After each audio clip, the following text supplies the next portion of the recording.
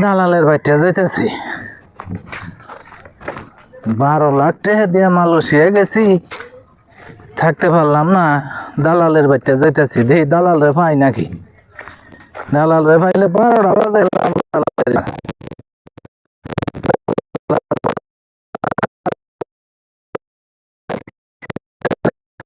দালালে যদি আজকে পাই ফাড়ে এলাম, দেখতে আছি শালায় খালি পলাই থাকে। মানুষের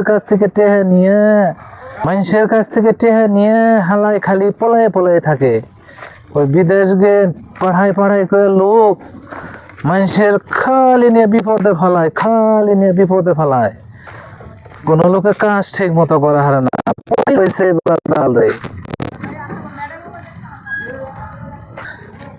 ঢাকা থেকে এই টাঙ্গাইল থেকে ঢাকা আইসি, ঢাকা থেকে নোয়াখালী এলাম। দালালের বাড়ি এইটা, দালাল রে পাইলে 12টা বাজাইতে এবার খালি ফ্রি। হ্যাঁ, হ্যালো, সুরজ মিয়া না? যে আপনার বিষয় আছে, ডেট হয়ে গেছে। আপনার এই যে পাসপোর্ট, এরপরে যে কাগজপাতি, ভোটার আইডি কার্ড অরিজিনাল যেগুলা, এগুলা নিয়ে 1030 টাকা নিয়ে চালু করে আসা পারেন। হ্যাঁ, কইছি না, আমার মতো দালাল পাবেন না তো।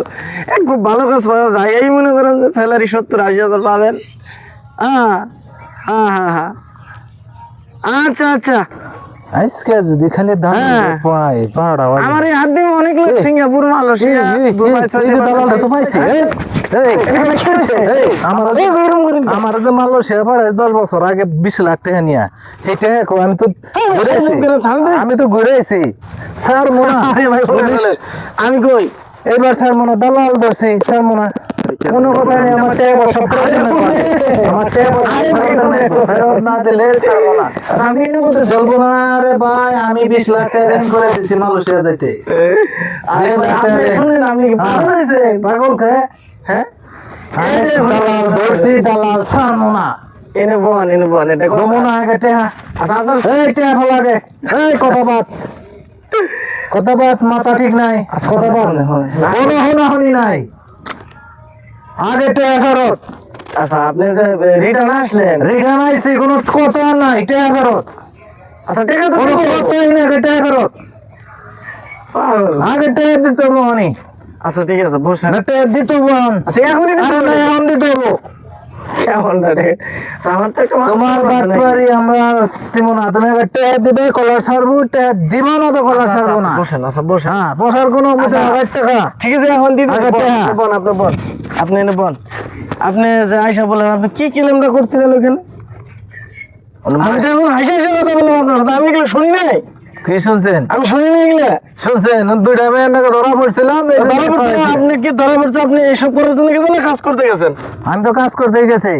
এগুলো আসলে ঠিক না, ঠিক আছে? এখানে আমার একটা সোসাইটি নিয়ে চলে, আমার একটা মান সম্মান আছে, আমার একটা ওয়েট আছে।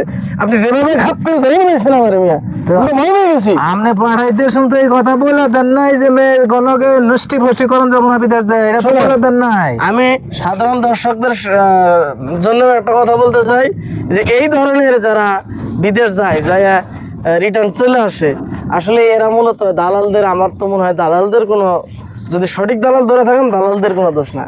যে মেয়ের সাথে কেলেঙ্কারি করবে, যে জুয়া খেলাবে, তাস খেলাবে, সিগারেট খেয়ে রাস্তার মধ্যে ফেলবে, মানে যত অপকর্ম আছে এগুলো করে এরা মারামারি হাঙ্গামা করে আইসা পড়ে। আর দোষ হয় কার? দালালের। মূলত আসলে দালালের কোনো দোষ নাই, দোষ আমাদের নিজেরাই।